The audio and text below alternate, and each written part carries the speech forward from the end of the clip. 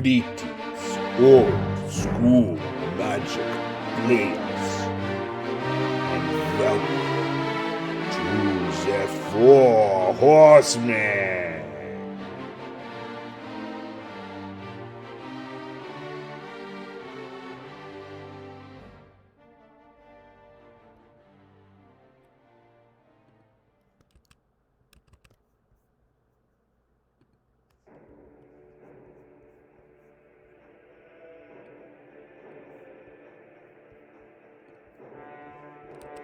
Greetings, old school magic players.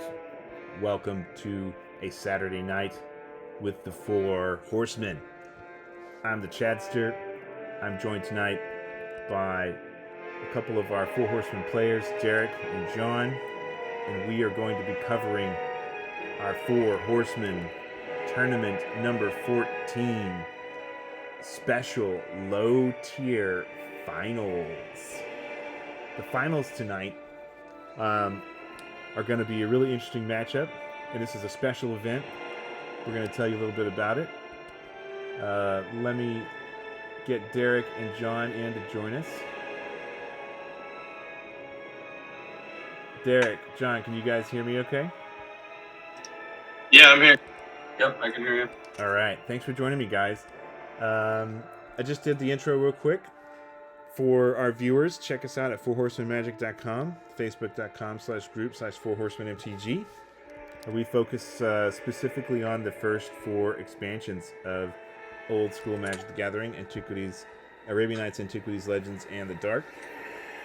And you can check out our Banned and Restricted. This tournament that we're going to be covering today is a subset tournament of tournament number 14. Tournament number 14 ran May 17th to June 16th. Today is, what is today? The 29th? Something like that? 29th. And this was a real interesting event because we took basically the lower tier performing decks. There were 18 players in this tournament, number 14, and so the top 8 proceeded to the top 8, and we played out the top 8 in the normal fashion. And then for our bottom 10 players, there were a couple folks that elected not to play in this special low tier event.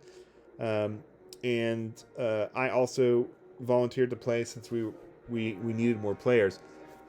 So this is the bottom, let's call them bottom performing decks, or the lower tier performing decks from the tournament. And it actually turned out to be a really fun event. It gave folks who didn't make top 8 extra chances to play more games. And it made for some really interesting matchups. All right, Derek and John, here are the brackets. If you, John, you haven't had any visibility to this tournament because you're not in the bottom 8. Or the No, I did okay in this tournament. I actually won this tournament, but this was really cool. I love the idea of like a bottom 8, or in 7 points they call it back from the dead, and they let anybody that's at the bottom rungs play again, and I think it's a really fun idea. Yeah, and Derek did play in this event. Yep. You can see Derek was in the top quarterfinals brackets. We did have a couple of ties. If you look at some of the points, we had a few folks that didn't play matches again, which was very, very frustrating and always throws a wrench into things. And that caused a few ties. So Brian Burrow and Mike Kay had a tie, and Daniel Culinari and Roger Thomas had a tie. So those guys did a pre-playoff to the quarterfinals, and they were both 2-0 sweeps. Daniel beat Roger, and Brian beat Michael. And it's interesting because Brian went on to make it to the semifinals. So that just goes to show you that some of these matches can be very close, and they come down to land draws or things like that. And Derek, you played Brian in the quarterfinals, right? In that top bracket there? So another interesting fact on that, I got the 1 seed by beating Brian 2-0, and then I ended up playing Brian again after his play-in match, and he beat me 2-0. Interesting.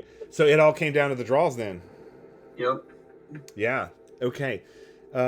And Larry Clow, he's a great player. He's had some really interesting decks. I was kind of sad to see him not make it to the semis here, but Ian's deck is really strong. Lucas was able to beat Daniel 2-0, and I did beat Damien 2-0, but they were actually the first game was really pretty close, and then Lucas just smoked me in the semifinals, and we'll get a look at his deck. And Ian emerged victorious over Brian Burrow 2-0 as well. So if you notice, notice the sweeps, right? Like, I don't have the results for your match here from the screenshot. I should have updated this screenshot. It says 0-0, but Brian ended up beating you. Was it 2-0 or 2-1, Derek? 2-0. Okay. Yep, 2-0. So it was a 2-0 sweep as well. I guess we forgot to log the results into Larry. I don't know why they're not showing up there. They really should. Okay, so that brings us to the finals match between Ian Stedman and Lucas Santos. Let's take a look at their decks. For the thumbnail, we've got Ian on the left and Lucas on the right. Ian's running a red-green Djinns Efreets Rukhs Curd Ape Dervish deck, and on the right, Lucas is running an unstable Bloodlust deck, blue-red.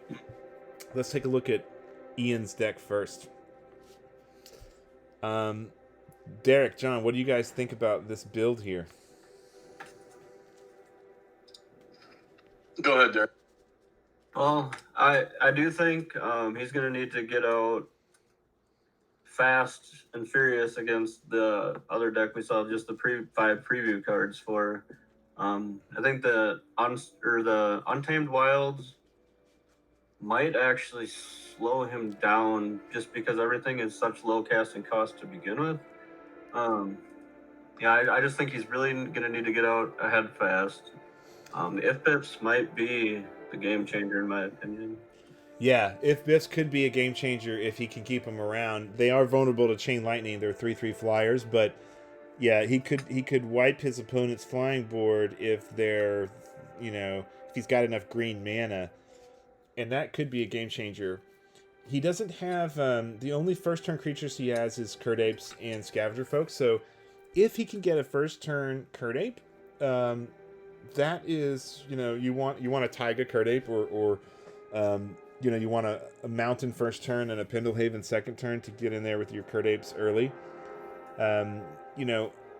We'll take a look at Lucas's deck here in a minute, but I played against it, and given that it's red-blue and you've got Flying Men and Unstable Mutations and Serendibs and Chains, it is just unbelievably fast, and that first turn Flying Man, second turn Unstable is incredibly hard to work around. Plus, he's got Chain Lightnings if you got anything to block with, and the Bloodlusts as well. But I do think if he stabilizes, he does have 4 chains himself. He's got 4 pyrotechnics.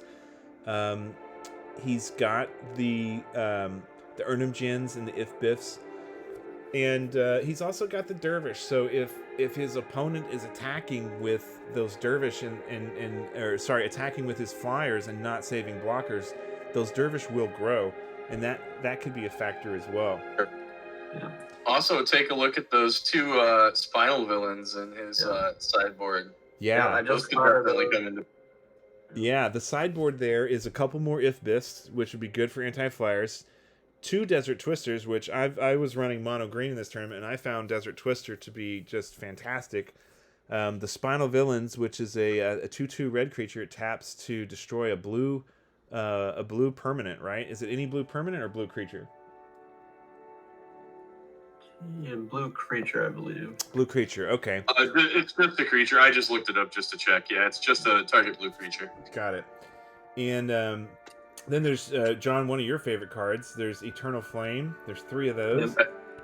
It's good. I mean, a lot of people are scared of it and they don't want to play it. I mean, it's maybe not as effective in a 2-color deck, but it's still some good direct damage.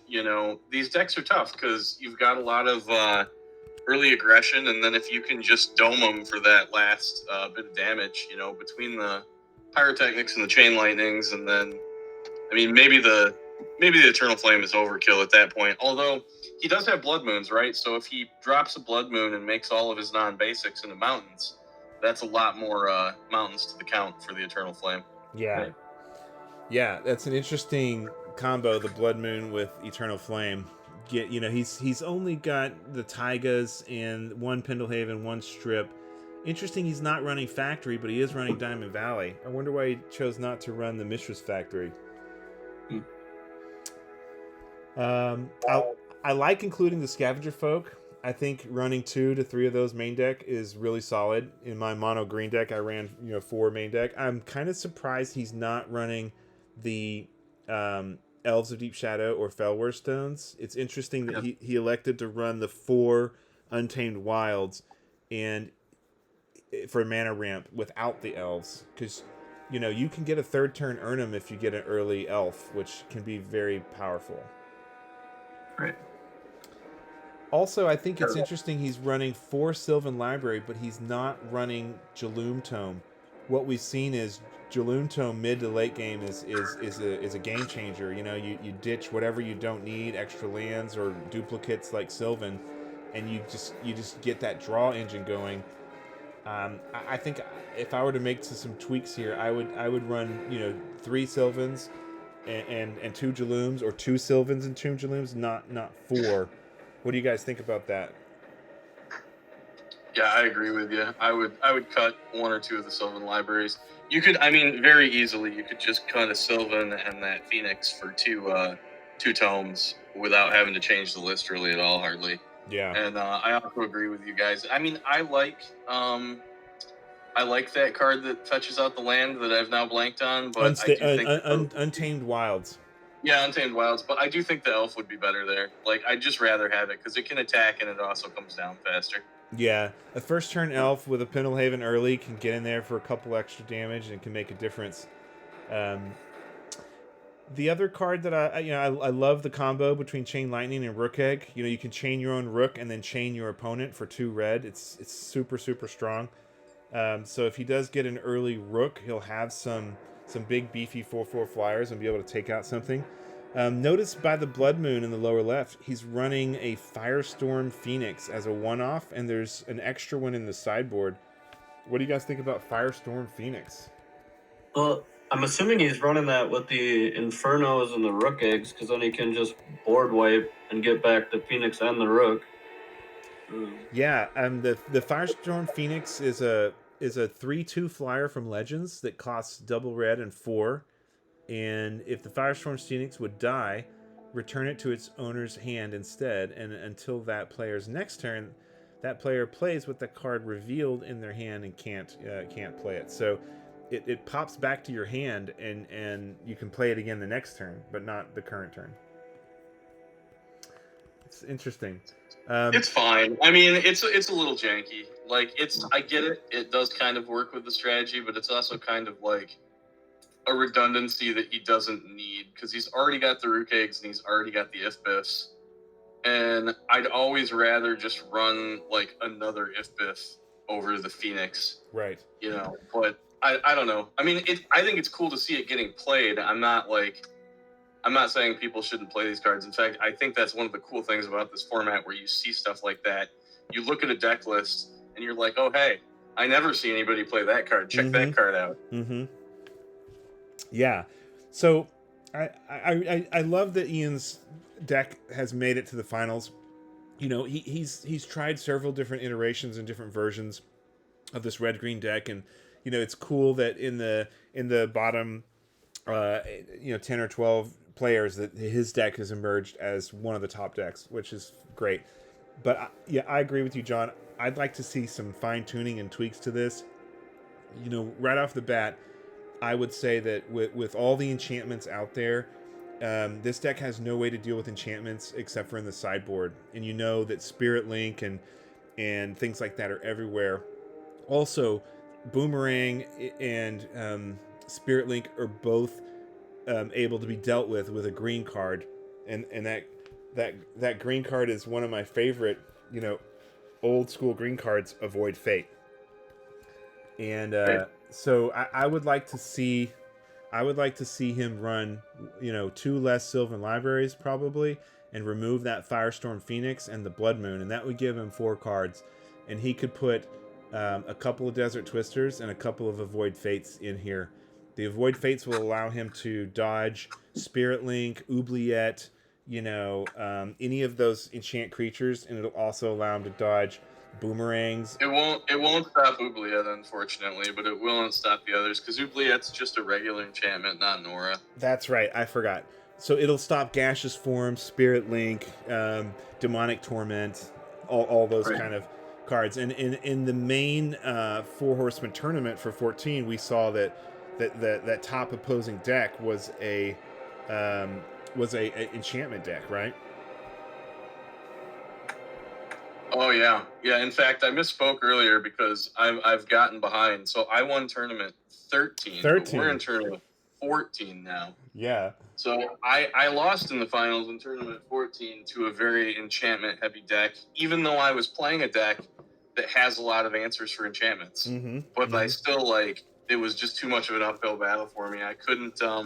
My whole game hinged on sticking a time elemental, and we fought over it, and eventually he got me. And that's actually a pretty fun match, and it'll be fun when we do the commentary. Cool. Yeah, and when it comes to the Untamed Wilds, I understand Ian loves Untamed Wilds. He's run it in all of his different variations of this deck, and it does work extremely well with Sylvan Library. You can Sylvan Library if you've got, a couple of lands or some useless cards on top.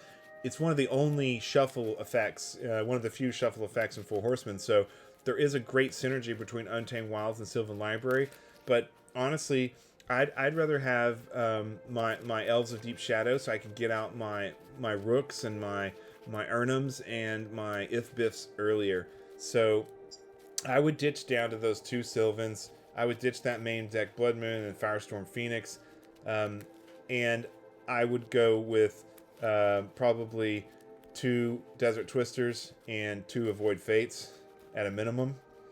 The If-Biff is also extremely vulnerable to other green decks, so I personally would sideboard the If-Biffs, and I would just probably go with 2 more Desert Twisters, so you're running 4 Desert Twisters and 2 Avoid Fates, and that way you've got all that mana late game, mid game to deal with all these pesky enchantments.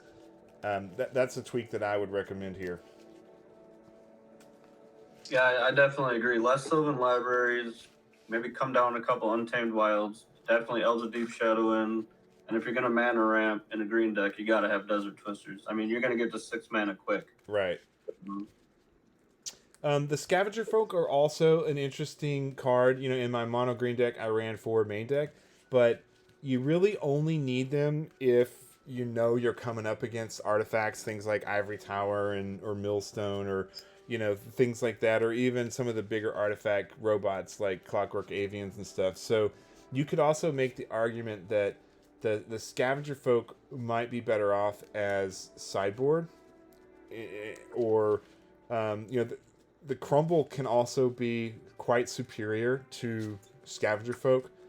So you might run 1 main deck Crumble and sideboard the other Scavenger Folk out, because those are only going to be useful if you can activate them, and they're only 1/1s unless you have a Pendlehaven. So there's other green cards that I think would give you, or red cards that would give you better playability, and I would recommend sideboarding those guys in this particular deck. Okay, so I think we've gotten a good view of Ian's deck. Congrats to Ian again on making it to the finals. Let's take a look at Lucas Santos's blue-red unstable Bloodlust deck. What do you think of this deck, guys? Go ahead, Derek. So I know I said the last deck was fast, but I think this one might actually be faster. It really is going to come down to who can get out the fastest. I think looks like they're both trying to moon each other, which is not ideal. So those are easy cuts for me, for both of them, honestly. Well, Wall of Heat made it. Look at that, it's a Walls deck. Yeah, there's 2 Wall of Heat here. A lot of flyers, but Bloodlust is going to suffer to the If-Biff. Yeah. That's my biggest takeaway. I mean, he can get damage in fast, but he's going to have to watch out for those If-Biffs. Yeah. John, you've seen a lot of red-blue decks. What do you think of this build? Yeah, I mean, I like the archetype. I think it's funny. I think both of these decks are really strong archetypes, and it's funny to see them and be talking about them in the bottom 8. Like, that just tells you that the decks in the tournament were pretty strong. Right. If these decks weren't able to make it, but I do. I like all the blue flyers. It's a pretty strong strategy. He's playing against a deck that doesn't have any Triskelions in it, so he doesn't have to really worry about his flyers getting pinged. He doesn't have to worry if he bloodlusts something that it's going to get pinged by a trike. I mean, like you said, he does have the if biffs on the other side, but I mean, Chain Lightning can take care of that. I don't know. I think this is pretty strong. Like, I think he will be able to come out pretty fast and also in the air and get him. I don't know though. I mean, because if he's getting cracked back by Ernims and stuff, maybe those wall of heats, which we kind of joke about, might actually be pretty good in this match. You get down a wall of heat, you get down a Rook Egg, and then you have enough roadblocks to chip in the air before they really do you any damage. And then the game's already kind of over. Those unstable mutations are pretty mean when you already have a flyer that they can't deal with, and then you just start bashing in. Right. And the other deck doesn't really have any answers for that. It doesn't have, like, a boomerang or really much removal. I don't think the other deck had any fissures in it. I'm really surprised that neither of these decks have between the two of them, they don't have a single fissure, which I just think is, like, in a format that doesn't necessarily have premium removal, Fissure's a pretty good card. Like, and neither of them are playing it. So, I don't know. It's pretty interesting, but I do think that this deck has the advantage. Yeah, I agree with all that perspective, John. The first turn Flying Men, second turn Unstable is it's almost an unbeatable combo if you are not playing Boomerang. Like, it gets in so much early damage, or if he doesn't have the second turn Unstable, he's got the second turn Bloodlust. There's 8 cards that would allow him to hit in for massive amounts of damage. 25%, 30% of your life. You're taking either 4 or 5 damage on turn 2, and then you can have a turn 3 Serendib that becomes a 6/7 flyer. That's brutal as well. And then same for the Azure Drakes. So it is dependent on that combo though of getting either the Unstable or the Bloodlust. I think Ian's hope here is that he'll have a Chain Lightning for the turn 1 Flying Man, and if so, he may be able to survive long enough to get down an Urnum or an If Biff of his own or something along those lines.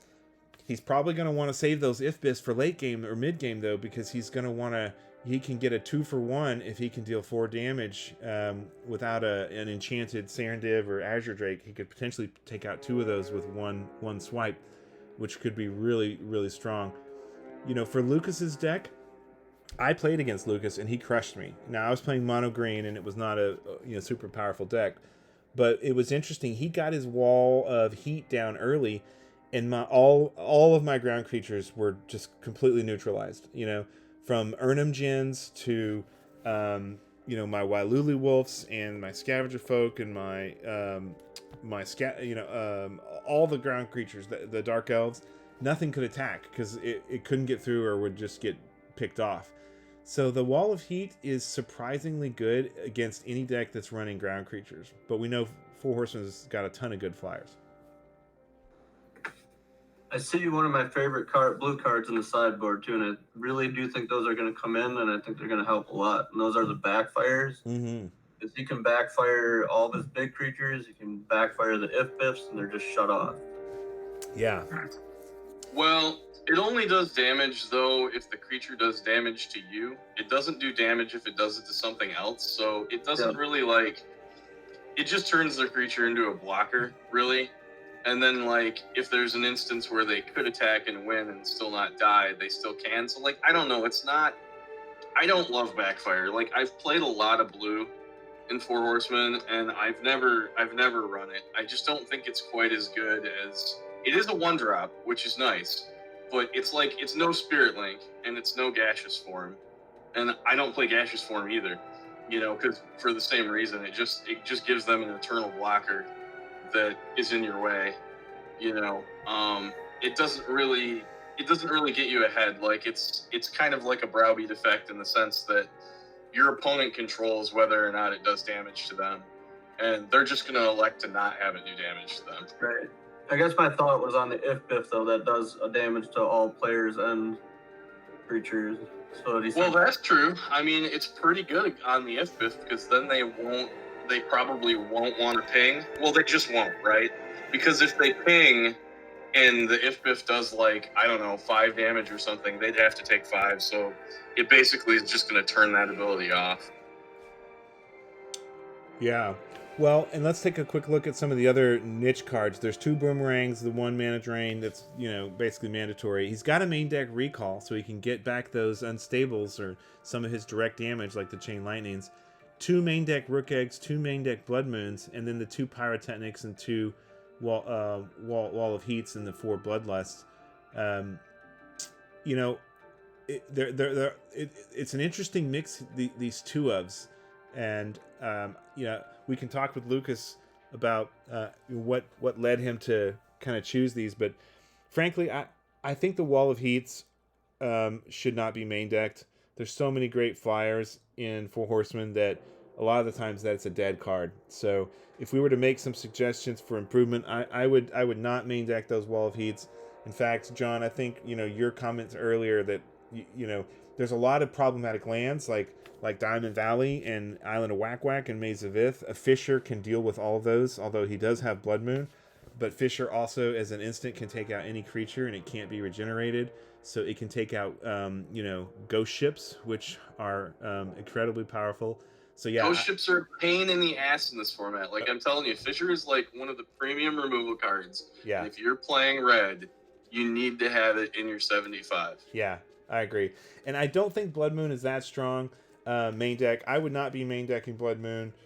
So if I were to make changes here, I'd pull out those 2 Wall of Heats, I'd pull out the 2 Blood Moons, and you know, you could easily just slap in 4 Fishers. I agree. I don't think Backfire is strong enough. I think it's too weak, and so you could take those Backfires out of the sideboard, and I don't think you need, you know, 3 or 4 Blood Moons in most of these decks. So maybe you could trim a Blood Moon as well on the sideboard and just move those 4 in. He's got 2 Pyrotechnics, 2 Detonates, the 4 Active Volcanoes, and the 3 Flash Floods, and a couple Triskelions. What do you guys think about this sideboard? I don't know. I mean, I wrestle with this when I build sideboards myself. Like, I don't necessarily love having just additional copies of cards I already have in my deck. Like, if they should be in my deck, then maybe they should just be in my deck, and then I should have something else in the sideboard or whatever, right? Like what deck do you want 4 trikes against that you don't want 2 trikes against? Like, I don't know. Like, maybe you just have to make the decision in your deck building. Do I only want 2 trikes or do I want 4? You know, like, because that's such a powerhouse card in this format. Although it's really funny to me looking at this list because the slots that would be occupied by the other 2 trikes are those 2 Wall of Heats. And so it, I mean, I can't fault him for that because I like seeing him play the other card. Same thing with the Pyrotechnics. Like, it's really interesting that, like, there's 2 main, 2 side, but I can understand that one a little better, I guess, because if you play against, like, a weenie deck, maybe you feel like you would want more copies of that. And then, of course, the rest of his board's just hate cards, right? It's just the classic Flash Flood and Active Volcano, which you're going to want.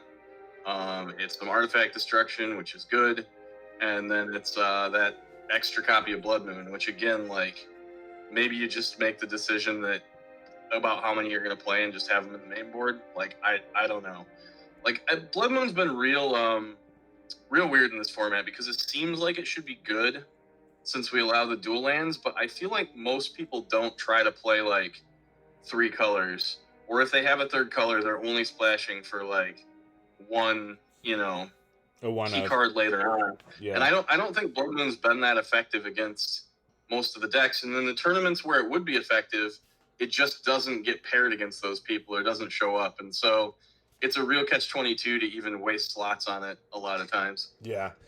Yeah, I would like to see these pyrotechnics come out of the main board. Frankly, you know, those 2 wall of heat and the 2 pyrotechnics. I mean, if you just swap those out for 4 fishers, you're going to have a lot more robust capability, or even something like, you know, another rook egg. Right, the rook eggs are so strong. You could easily make the case to do 3 fishers and an extra rook. And I don't like the Blood Moon main deck. I don't think it's that good. I mean, we've seen in countless matches, including the match that we were just playing before, that, you know, okay, so your Maze of Ith and your Strip Mine and your Mistress Factory all become mountains. Well, they still tap for mana, so you can still play Triskelions, you can still play Clockwork Avians. You know, they only shut down basically double mana casting cards. Yeah, I guess the counterpoint to what I was saying before about like splitting your cards between your main deck and your sideboard, the one good thing I can say about something like this is that like he has really easy slots to sideboard, because sometimes you build a deck and you don't know what you're going to take out if you bring those sideboard cards in. Right. But here he has easy cuts. You know, both like Derek said, both of these players after game 1 are not going to play those Blood Moons for the rest of the match. They're going to come right out, and they're going to have room to play something out. Well, maybe not. I mean, Diamond Valley is so crushing. It's so game swinging. And when you're not running Fishers, this is the thing. When you're not running Fishers, then Blood Moon becomes incredibly, dramatically more powerful.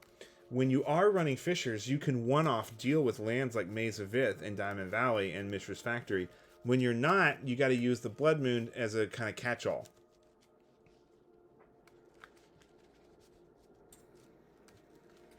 Yeah, I don't know. I just like to see a little bit more spice in that sideboard. There's at least a fissure for sure. Yeah,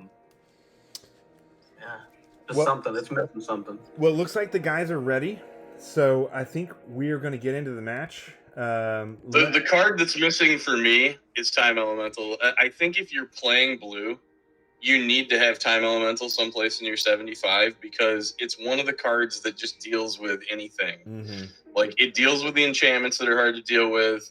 It deals with lots of other problematic cards. You know, I just think that rather than some of this other junk, he could very easily have like 3 Time Elementals in his sideboard to deal with certain decks. Yeah. Yeah, that seems amazing. Yeah. Agree. Okay, let me see if the guys are ready to join us.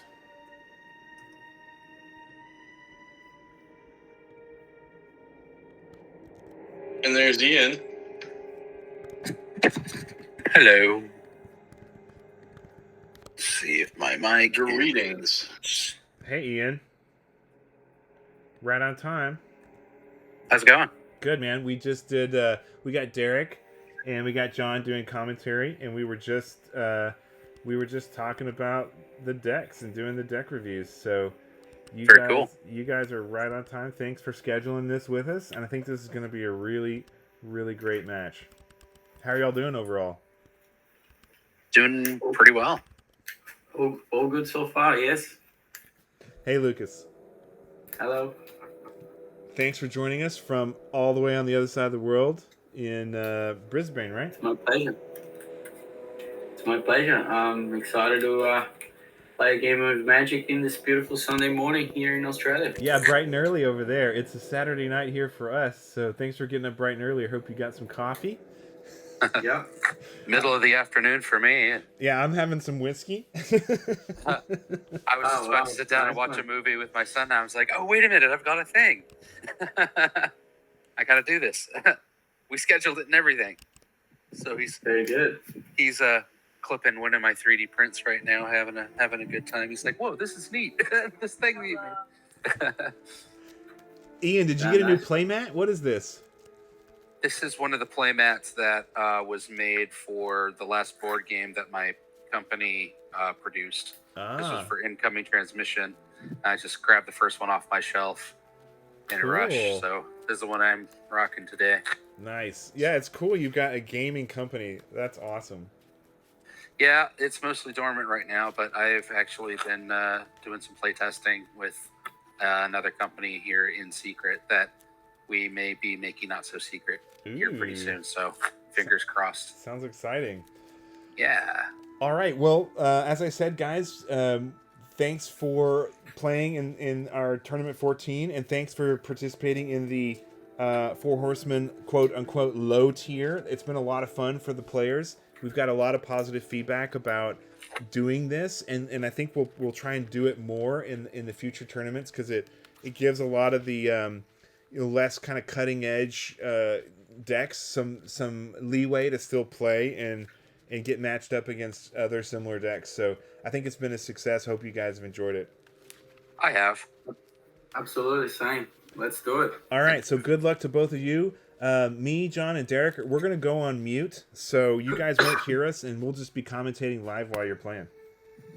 All right, then. Okay, cheers, guys. Cheers. And good luck. Good luck to you as well, mate. All right. So, do you mind just going meter on top, please? Sure. And did you want to roll a die? I'll call even. All right. All right. Middle on top is fine for you as well. And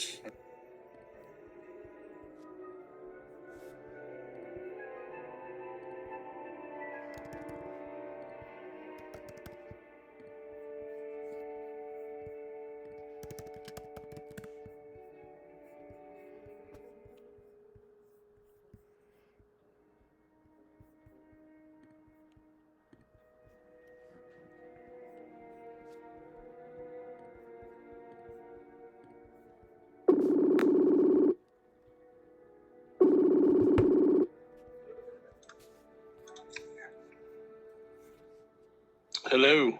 Hey, John. I forgot to tell Derek that we got to do the audio through the Facebook audio. Derek, are you there? No, we're on the side. There he is.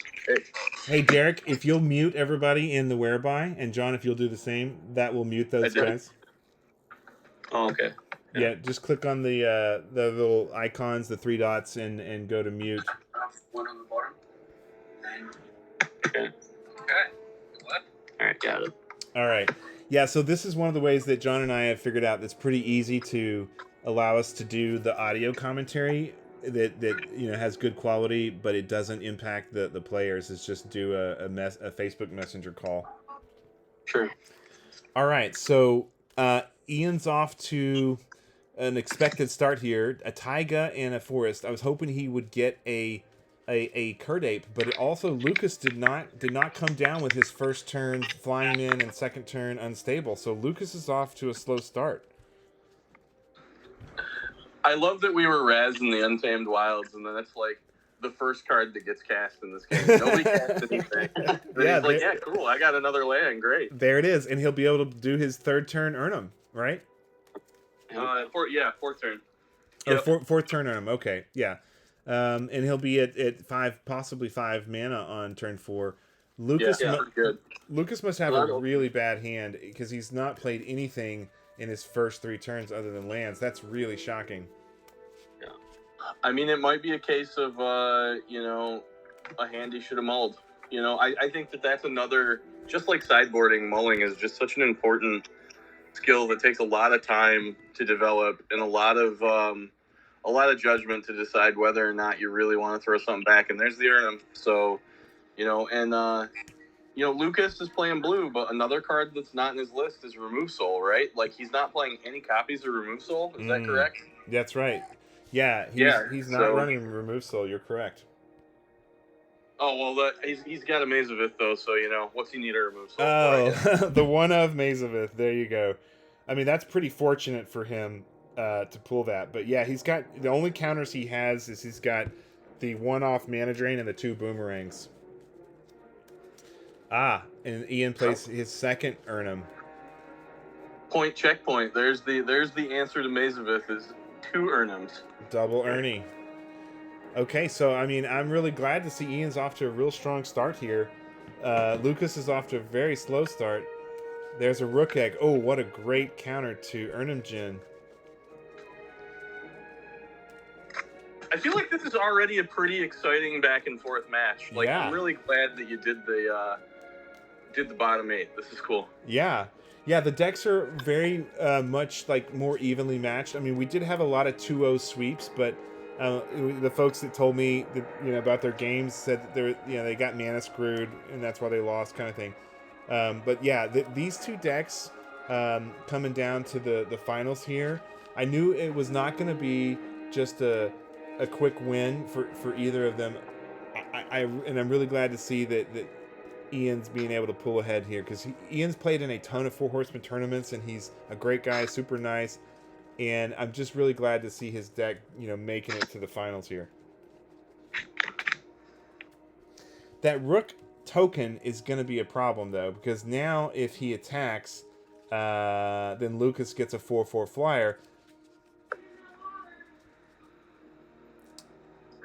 Okay, so this is interesting. Chain lightning the rook egg, so the 4/4 flyer does not come in until end of turn. So Ian's going all out here just to get in for that 4 damage. What do you guys think of that play?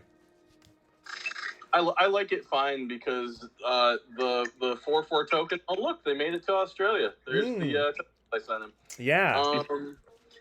The 4/4 will still die to a 4/5 earn without killing one, so he doesn't really care, if he blocks. He's ahead now, and he's gonna just beat in with those Urnums and keep beating in with all his stuff every turn. So I think it's fine. Yeah. Even though a 4/4 flyer is a little bit threatening, I think it's fine because he's at the advantage right now. He's the one pressing. He's the aggressor. Yeah, and that's what's so strong about Djinn, having that extra point on the defense to be a 4/5. He can survive a block of that rook token, but and it's not like it's gonna get like lightning bolted after combat or anything, because that's just not a thing, right? Like chain lightning is sorcery, pyrotechnics is the sorcery, which is yet another reason why I think Fissure's good, because it's an instant. I was about to say that. Yeah. Yeah, the Fissure, and imagine right here if instead of having a wall of heat, you had a Fissure in your hand. You could just Fissure one of those Urnums. Yeah, this will be interesting to see if he's able to stabilize. It's by no means anybody's game yet. I mean, only 4 damage has been dealt.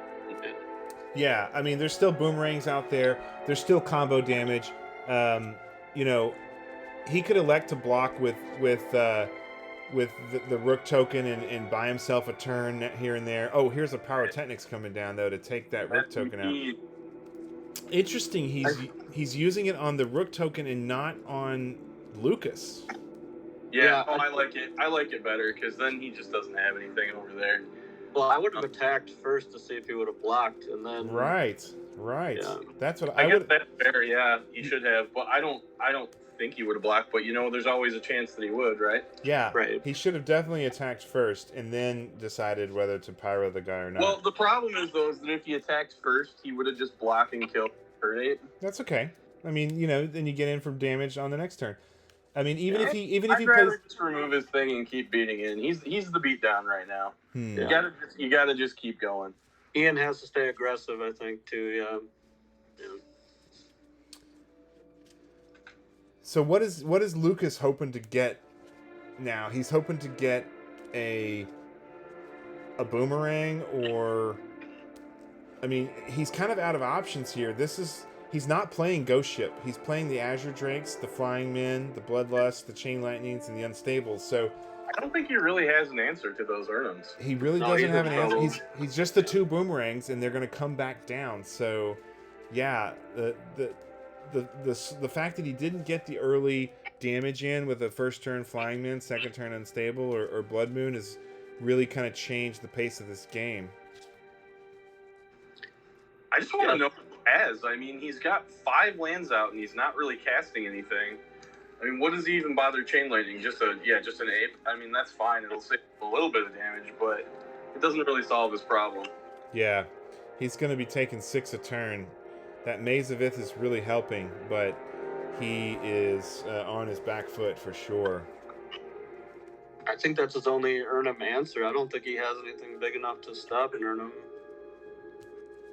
Yeah, I mean, unless he can play like 2 cards, like a Pyrotechnics and a Chain Lightning, or Right. I mean, I guess that would be good if he got those 2 cards. He could. No, there's no combination that can kill a Kurdape and man, that 5 points of toughness is tough. It all goes back to the 2 things you pointed out, John. Remove Soul and Fisher, if you're playing red-blue, are really strong. Well, and Remove Soul can be nice later, too, because, like, if you boomerang something, then they go to drop it again, you can just remove Soul, right? Like, instead of...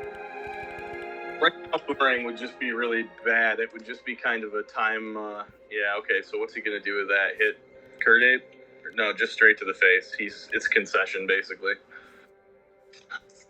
Straight to the face. Wow, look at that. Boom. All right, so, guys, let's go to the... deck pictures. Well, look at us. We said that Lucas's deck was going to come out too fast for Ian, and exactly the opposite thing happened. Yeah. Yep. Yeah. All right. So, I don't want to share the deck photos through the whereby, guys, but I think I sent you guys both the deck photos, right? So you should have them. Right. Yep. Derek, do you have the deck photos? If not, I can shoot them to you real quick. I do. Okay. So John, you got the deck photos in your messenger, right? Actually, I can just share them to this group chat for us right here. I'll just shoot them over. That's fine. Sure. All right. So let me switch over on. Okay, there we go. All right, so let's take a look at Lucas's deck first, since Ian won that match. What are you going to be sideboarding if you're Lucas right here? Oh, hold on. Well, those backfires definitely come in against Urnham, right? Because that's maybe one of his only answers. So he can drop those on an Urnham. It is an answer to Urnham. That's a very good point. And then probably the other 2 trikes come in so that he can get that extra few points of damage. So like if he blocks with something, he can finish something off. Yeah. Yeah. The only other thing I can see, even conceivably coming in, is Flash Flood. But I don't even know if that's really much of an answer to anything that happened to him. Well, I mean, Ian does have Rook Eggs. The only red creatures that are a threat are Rook Eggs and Kurdapes, but the Flash Flood doesn't help you with Rook Egg because it just becomes a 4/4 flyer. So I wouldn't even sideboard those in. Here's where the Wall of Heat may be helpful, because the Wall of Heat is an answer to Urnham's. And like I said, in my mono green match versus this deck, the Wall of Heat was absolutely crushing to me. It stopped everything on the ground. So here's where the Wall of Heat might be good. I would definitely take out the Blood Moons. You really don't need those. I would take out the Pyrotechnics cannot deal with the Urnham Djinns, so I think the Pyrotechnics have to come out and the 2 backfires go in. I think he needs to pop out maybe a couple of those, like the Recall. I don't know if he needs the Recall. The Bloodlusts actually could be an answer to the Urnham Djinns, which he really has to answer here, so I'd leave the Bloodlusts. So maybe what I would do is take out 2 of the Azure Drakes and put in those other 2 Triskelions. Yeah, Azure Drake's pretty bad in this match. It doesn't really... I mean, it's cool that it flies, but it doesn't trade with anything.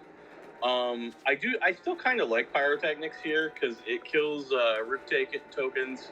He could bring in the Flash Floods to kill Roof tokens, but that just seems not as dynamic as having a Pyrotechnics, because the Flash Flood might just sit in his hand forever, but the Pyrotechnics he can, use for multiple, points of attack. He might be able to pick off some smaller creatures with it, or he might be able to hit an Urnham and then do that last point with something else. Yeah, he'd have to do the Pyrotechnics Chain Lightning combo to take out Urnham. So maybe you're right. Maybe the 4 Azure Drakes come out, and the 2 Triskelions and the 2 backfires go in. Well, what do you think of even cutting the high-end mana curve stuff altogether and just trying to speed it out? I don't hate it, but he's got nothing else quick to bring in, so it's not like he can bring in more aggro, because he doesn't have more aggro to bring in. Yeah, All right, probably would put it the too. guys are about to start playing. So real quickly, what is Ian's sideboard? Oh, I thought we were talking about Ian's. My bad. Well, now we're on Ian's deck here. Mm, We were talking about Lucas's deck. For Ian, I think he needs to sideboard out the Blood Moon, the Firestorm Phoenix, and the Scavenger Folks. That's 4 cards, and I'd put in the 2 Desert Twisters And the 2 if biffs. and the 2 If Biffs. I'd also try and get in those Spinal Villains. So I'd take out 2 of the Whirling Dervish and put in 2 of those Spinal Villains. oh yeah, that has to go in for sure. No doubt. All right, the guys are shuffling up, so let's get back over to the match here.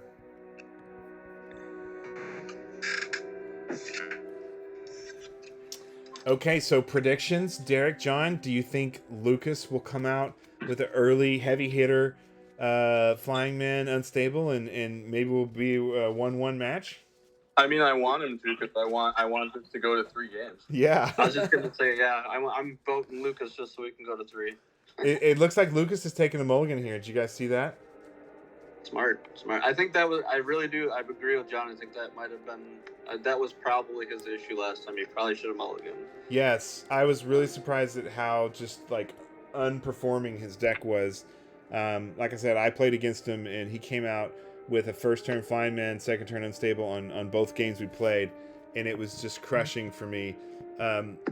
You know, I was even able to pull off a Desert Twister here and there to help me, but it was too late with the Unstables and the Bloodlust hitting you in the air. As a player, you kind of start to tilt too because, like, he probably realized pretty early that he should have mulligan game 1, and that probably influenced his decision to mulligan game 2, whether or not his hand was really good. Like, I mean, I'm sure he would have kept a great hand, but it's going to feel really bad right now if he mulls and then he gets just kind of the same thing, you know, but 1 less card. Yeah. It's a real thing that can happen, and then you start to spiral because then you're like, well, do I throw this one back too and try to get a good 5, or do I deal with it?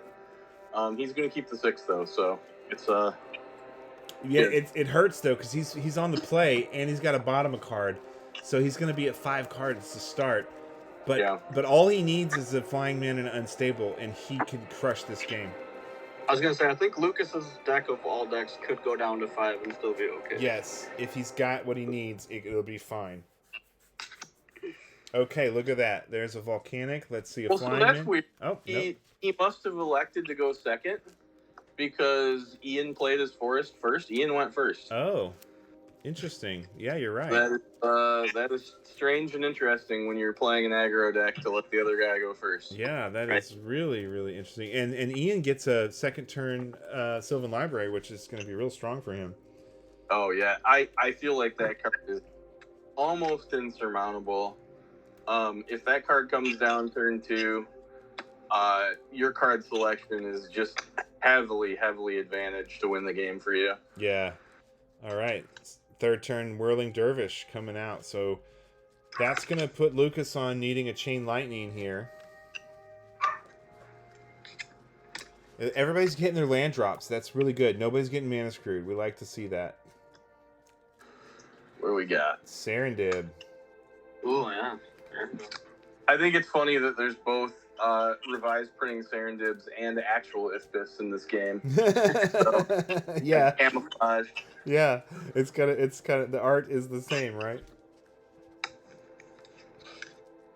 Okay, well that's a great blocker for Lucas, right? Because that Whirling Dervish hitting in and growing every turn would be a huge problem.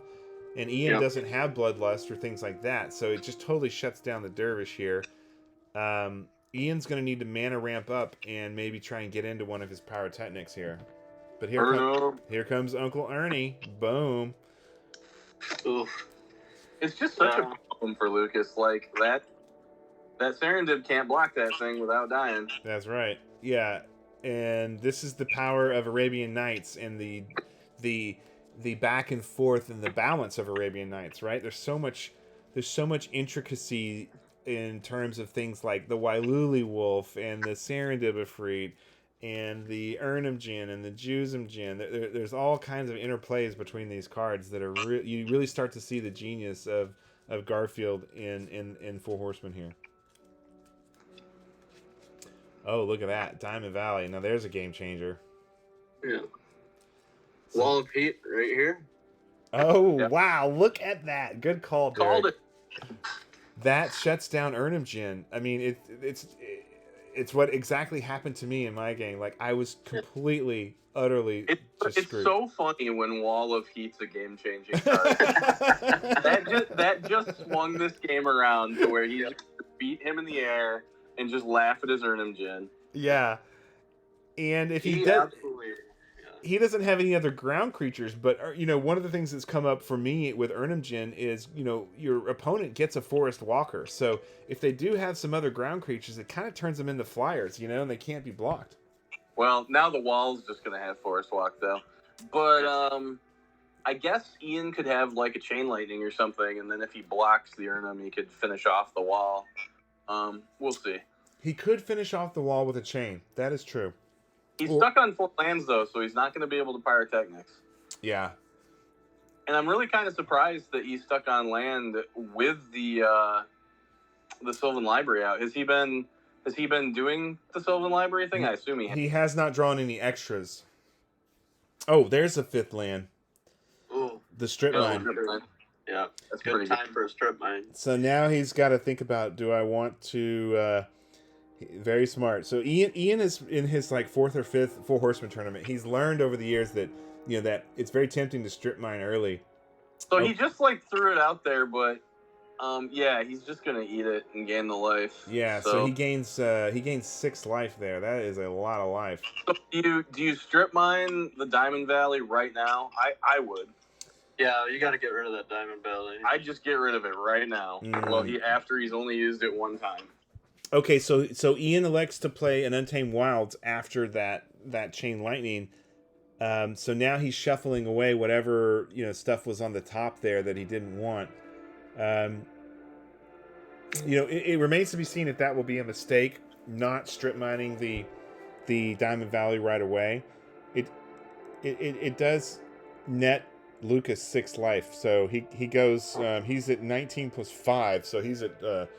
He did. 24. He went ahead and did it just now. Yeah, he's at 24 life, so that's pretty significant.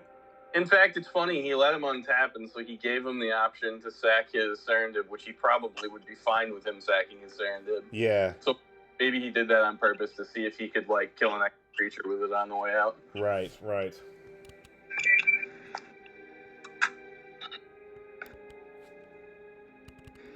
It's tough though when you're sitting on 3 lands and the other guy got 6.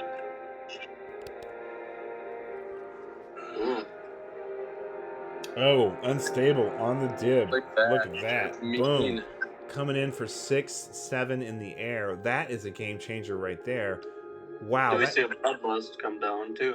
No. Wow, that changes things. And so Ian does get rid of the Diamond Valley. At least he's got a way to get rid of that life gain. But oh my God, 6 in the air and then 5-4. On and on it goes.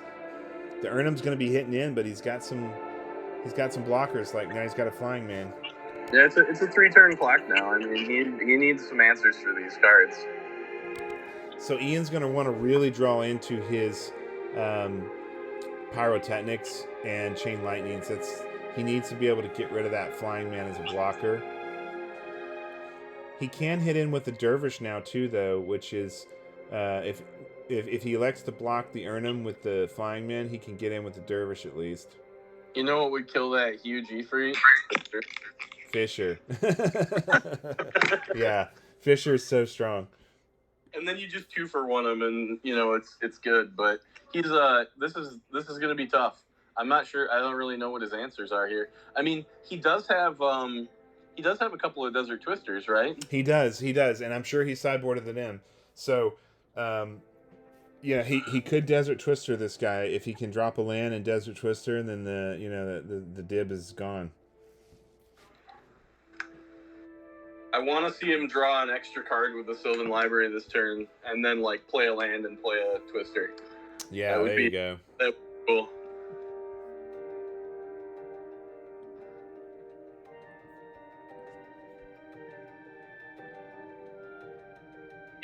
With 24 life, I'm actually kind of surprised he there.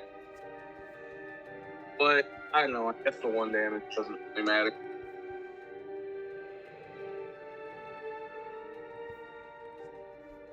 Yeah, I think I would have waited a turn myself to block. I think I would have let it through. Okay, so the dervish gets a counter. All right, so -1 counter, and he also loses 1 life from the Serendib, so he'll need to do those things. did he take the life loss in his upkeep? No, he didn't take the life loss or put the counter on it, so I don't know. There's the counter. Okay, we need to tell him. I mean, we can just keep track of it. It's just 1 life. I don't think it's going to make a difference, but let's remind ourselves that he's at 1 less life. Hey, Lucas, did you take the damage from your Serendib during your upkeep there? Okay. All right, he says he did. Oh, all right. Well, maybe I missed it. He was at This 20. is why I usually don't bust in and ask, because I probably just wasn't paying attention. All There's right. my backfire. All right, so he's at 22, and Ian is at, what's Ian at, 6?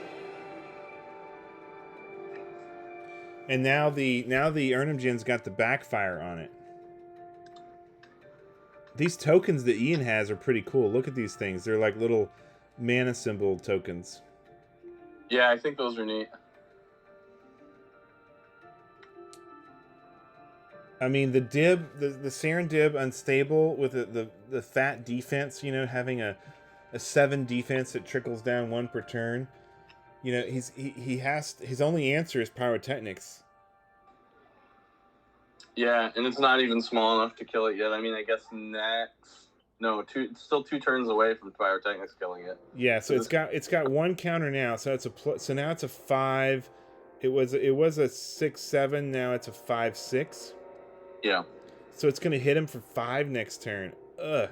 He needs an if biff here to block, and then he needs a pyrotechnics. That's his way out. Or he needs to draw his spinal villain, and go down to 1 and then be able to spinal villain him. Yeah, I mean, I joked about Fissure, but spinal villain would be just a super house here. Just start knocking off all his stuff. And then even if he plays more stuff, destroy it, you know? Well, we know 100% he sideboarded the villains in. Sure. Definitely. Okay, so it looks like a rook egg. Ugh. And if he had a chain lightning, he could chain it, but he doesn't.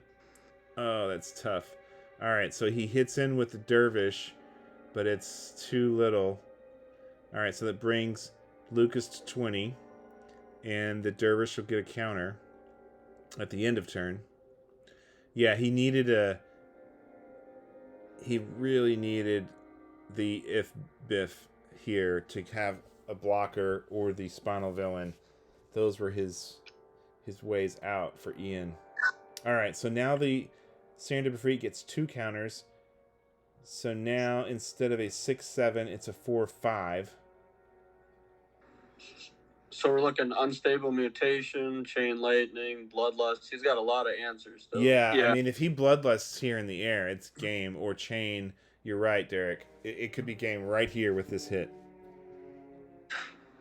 I don't know how many cards Lucas has in hand. He must not have any of those things because he's thinking about it. Otherwise, he'd just kill him. Or maybe he's just making sure. I mean... All right, so he's hitting in for 4 in the air. So that's going to bring Ian down to 2. Chain lightning, come on. No, there's a mountain. What do we got? And a rook egg. Interesting. Okay. Okay, so Ian has another chance.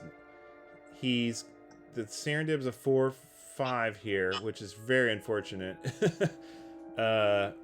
He still cannot kill it with pyrotechnics, so I think that's game. Like, Ian has no way out.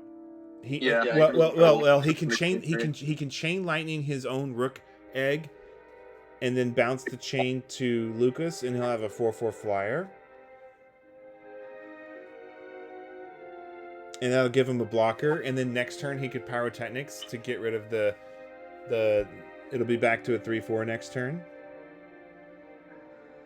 Chain lightning. Yeah, it's pretty solid. I think that's what he's thinking about. He's going for that single red. I think he is going to chain lightning his egg. Yes. All right, Ian. Hey, looky there. Now, does Ian have any of the Rook tokens? I know we've mailed him some, right? He's got 2 more red. Does he want to clone that? I need to mail him some Rook tokens. Oh, that's right. He can bounce that Rook, that chain lightning, but we cannot interject and tell him that, right? Yeah, no, because it's up to him whether he wants to do it. Yeah. I mean, it's only 3 damage. It's probably not going to matter, but it's kind of a free 3 unless he might have something else he wants to cast. I don't know. So Derek, you were on the money about those backfires. I didn't really like them, but like they're great against the Urnum. It's his only answer to Urnum.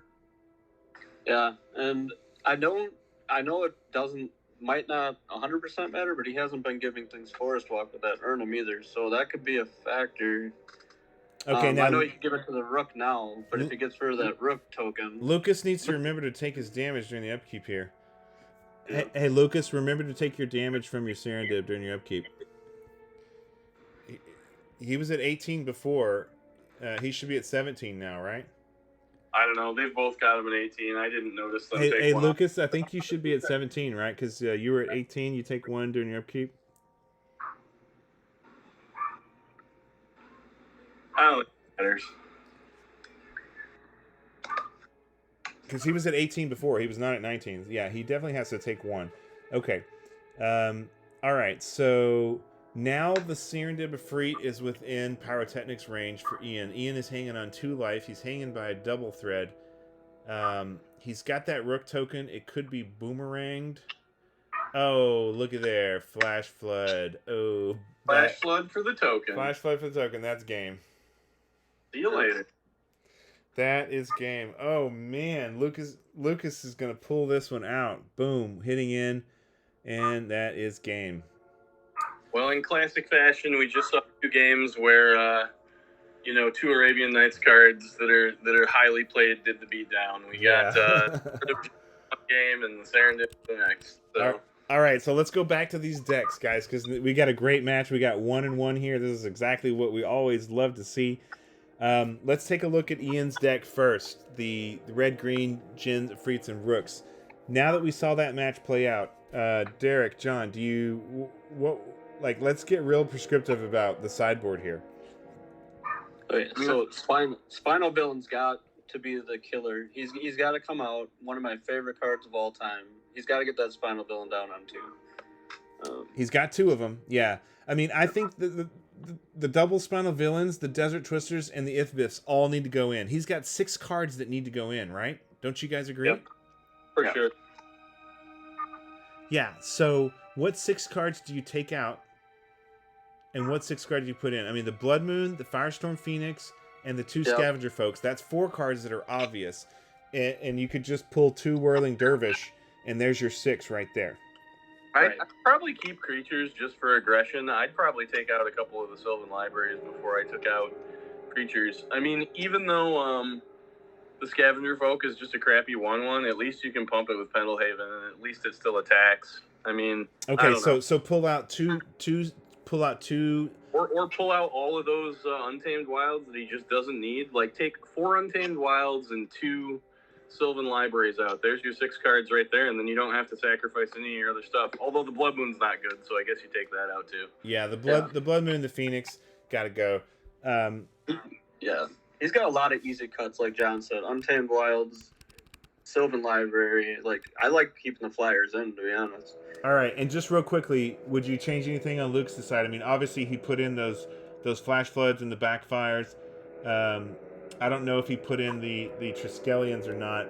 I guess he just put in the Flash Floods and the 2 backfires and probably took out the 4 Drakes and maybe that recall. That seems. All right, I don't think there's much to change. The guys are shuffling up. Sorry, we're going to switch back over to the game.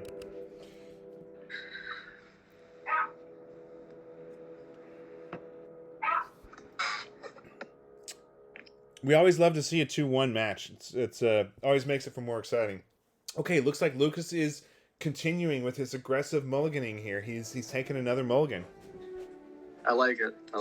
That I gives think me it really it wears on you though, because like I think his state of mind could definitely be influenced by having to mulligan all 3 games. He's going like, God damn it, I'm going to game 3, and I've had to mulligan in every one of these games. Like, it just makes it feel really uphill. But at the same time, if it was the right thing to do and it gets him an aggressive hand, it's absolutely worth it. Nobody hates the mulligan as much as I do, but like I said, I think Lucas's can handle a double mulligan. Yeah, not that it's ideal, but he's got a lot of early drops, so it doesn't hurt him quite as much.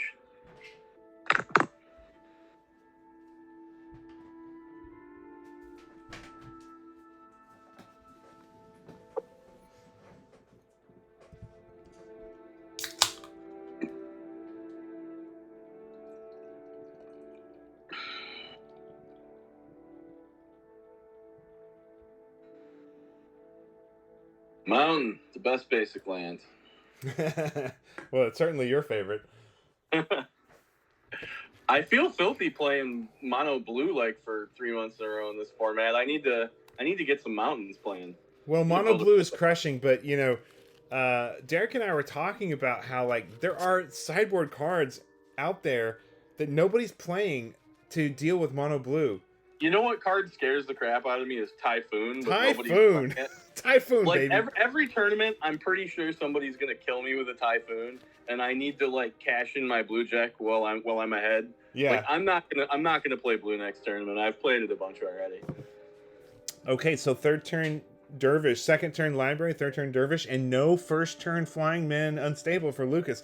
He has not been able to pull out his most important combo in any of his first turns in this match.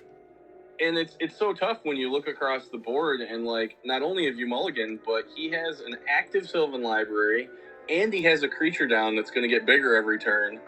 And Lucas doesn't have anything. And when your 3rd land drop is a land that doesn't make mana, that feels bad. You know, it is really uphill for him. I feel bad. I kind of feel bad.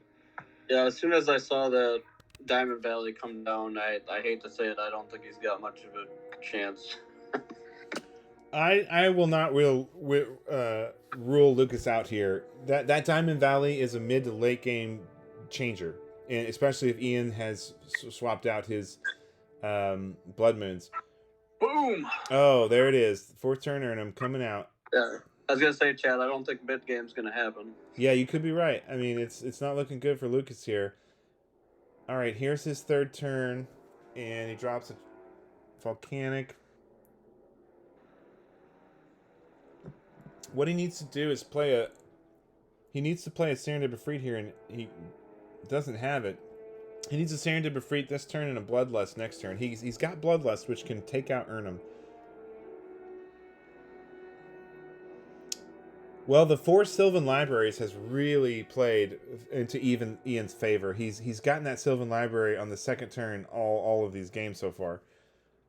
If that Dervish gets to become a 4/4, it's also going to just kind of run away and be a problem. He really needs to chain it now while he can. Now he's got his own. For them too is just, yeah, I hate to say it, but this game's over, I think. Yeah, he's got his own Diamond Valley now too. He's got life gain. It's pretty much in the books.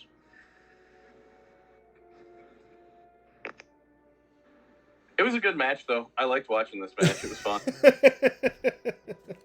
Not for Lucas, I guess, but I don't know. I mean, I feel like his deck has really, like, not done him any favors. He, like, it didn't come out strong any of the games early, really. Even the one he won. Yeah, it was an uphill battle for him, even that game. It's because he hasn't gotten his combo. He hasn't gotten the Flying Man Unstable 1st turn, 2nd turn combo. If he had that, you know, he can pull ahead with doing so much damage in the air early, and he hasn't gotten it. I mean, I'm telling you guys, I played Lucas. He got that combo in both matches. Turn 1 Flying Man, turn 2 Unstable in both of our matches, and it was just curtains for me. It's so good when it works, but it's I don't know, it's a little bit fragile, and you don't always draw it, and you don't always want to draw Flying Man late. You don't always want to draw Unstable Mutation late. I have played that a couple of different times. I've played like blue-green aggro with all the little guys and the unstables, but I really moved away from it. I moved into just playing a little bit slower, more mid-range, more robust flyers. Yeah, he's conceding. That's game right there. Look at there. Wow, everything in his hand costs 4. That's like not even good in this match, clogging up his hands. Yeah, he should have sideboarded those drakes out. I don't know what he's doing with those in that deck.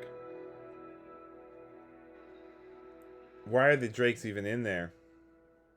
Maybe he just didn't want to ditch creatures and he wanted to keep his creature count up, because it's not like there's a lot for him to be able to bring in the first place.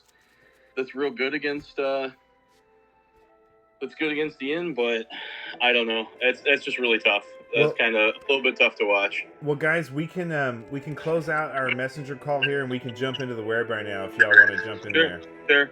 All right. Yep.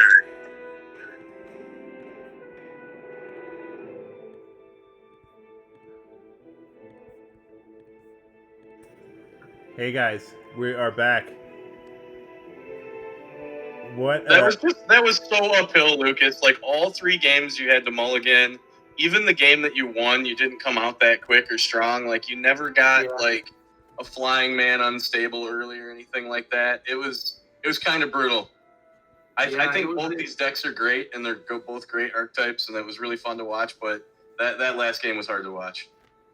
I got absolutely not enough lanes. I had a stack hand there, but not enough lanes to play. But I didn't get anything like my deck is none of the cards that, signature cards for the deck. I probably played one stable flying man, and I used to chump block, and that was it. Hey Lucas, in your deck photo, we can't tell how many lands you're running because you don't have. All right. How many islands and mountains are you running in there?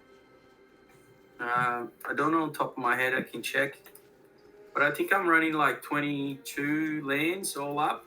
22 lands that tap for mana, including Maze of Ith and Diamond Valley and all that. I'll have a look now and I'll tell you. But Ian got me good this time. I pretty much. Yeah, Ian. In our deck tech reviews, we were all talking about how. Is 4 Sylvan Library wise? Is that wise? But you were able to get Sylvan Library on turn 2 in all these games, and that helps you dig. And then you've got the Untamed Wilds to shuffle. Yeah. Tell us about how that strategy.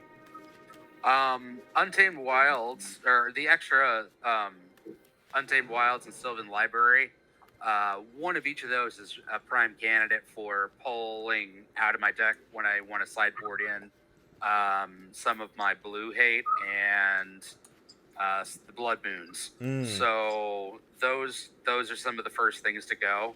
The reason I have them heavy front loaded is to give me that, early opportunity to get myself out of a bad situation. Yeah. Because I classically have terrible luck.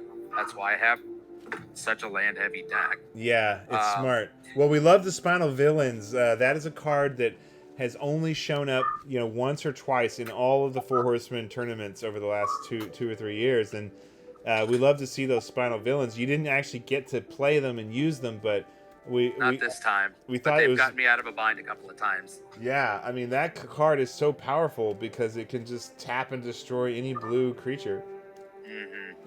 We were rooting so hard for it to hit the board and it never did. Yeah. He's my bro. Yeah. And John, with your mono blue decks, if you don't have a boomerang or a time elemental, like Spinal Villain could be disastrous for those mono blue decks. Totally wreck my day, for sure.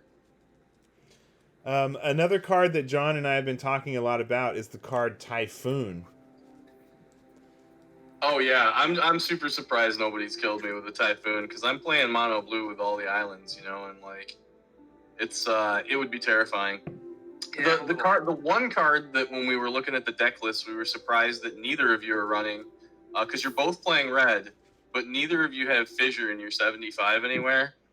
And I feel like that's a pretty good answer in this format to problematic lands and, creatures. And it's, I don't know, it seems to be almost premium removal in this, yeah, there you go. There's Blood Moon. That's my removal. The problematic lands. 3 Yeah, Blood that's true. Moon in my sideboard. That's, yeah. I just think Blood Moon, I don't know, we talked about Blood Moon a lot because you're both playing it. Did you both side it out? Yeah, That's what I started. I kept it in because I was afraid of that maze coming back out, and I was like, fine, I'll Blood Moon it away. That's basically half the reason I have it here. Maze event. That's fair. And if somebody's not playing red, bonus. That hose them. Right. Yeah, and it also deals with Diamond Valley and Strip Mine and Mishra's Factory and Island of Whack Whack. All those things are only allowed to have one of. Right. Sorry, Blood Moon. Yeah. They're mountains now. It's a great answer, but it is kind of risky because it just turns them into mountains, and then your opponent can still tap those lands for mountains if they're playing red or artifacts or whatever. That's true, but on that same note, I mean, Strip Mine, you lose your Strip Mine too, so it's still a trade. You zero sum. Yeah. And better not to be down the mana. I can't tell you how many games in this format I've used my Strip Mine early, and then I am just knocked off my mana for the whole game because I don't have that one extra mana. It's tough. It is really tough. Yeah, if I could throw someone off their pie or off their curve completely with the Blood Moon, or break their maze, or stop them from hitting me with their factory, that's so worth it. And also, I feel like they're easy, like you were talking about with the fourth library and the fourth card that fetches out the land that I can never remember. Untamed Wild. Yeah. They're easy things to sideboard because you kind of want to have flexible slots in your deck and not have to have your deck be so tight that you don't want to take anything out when you're going to your board. Yeah, it's an easy decision to make when my brain is focused on the game. Like, I want to have those easy candidates like, yep, you're out, let's go. Devoting my cycles to this. Well, we have to say, guys, this has been a lot of fun doing the Four Horsemen Tournament 14, low tier, bottom 8, whatever you want to call it. Congrats. I had a lot of fun. Yeah, congrats to you, Ian, for bringing. I know you've tweaked this deck a lot. You played several different variations of this deck over the last few tournaments, and it's got to feel good to bring this thing into a winning scenario. And Lucas, congrats to you as well as a new player to the tournament format, the Four Horsemen group. I hope you've had a lot of fun. Congrats to both of you guys. Yeah, absolutely. It's been a pleasure, and looking forward to play the next one. All right. So speaking of the next, Ian, I'll send you some Rook tokens. I noticed you didn't have any, and anything else you want, I'll send you a list. Oh, cool. Thank you. Yeah, Ian, we've got the Rook tokens. We've got John's done some really cool. Yeah, Lucas has got those Rook tokens there. We shipped those all the way to Brisbane, Australia. Yeah, all the way. It took a while to get here, and but it finally came, and I'll play every game now. Yeah, it was really so great. It was really fun to see those. John was commenting on, oh look, they made it all the way down there, all the way down under. I messaged John and I go, John, you forgot about me. Where is my tokens, please? I love them. And the day after I messaged John, the tokens arrived, and I was really happy. Like took a while to get in. We didn't forget you. All right. Well, Lucas, it was an honor to play with somebody so far away. Thank you for taking the time out. Yeah. Always, man. It's a pleasure. Yeah, it's great. Great playing, and I'm looking forward to playing the next one. Likewise. All right, guys. Thanks so much. We'll wrap this up. Have a great rest of your weekend. You too. For you too. Thank you. All right. Bye, guys. Bye. Bye.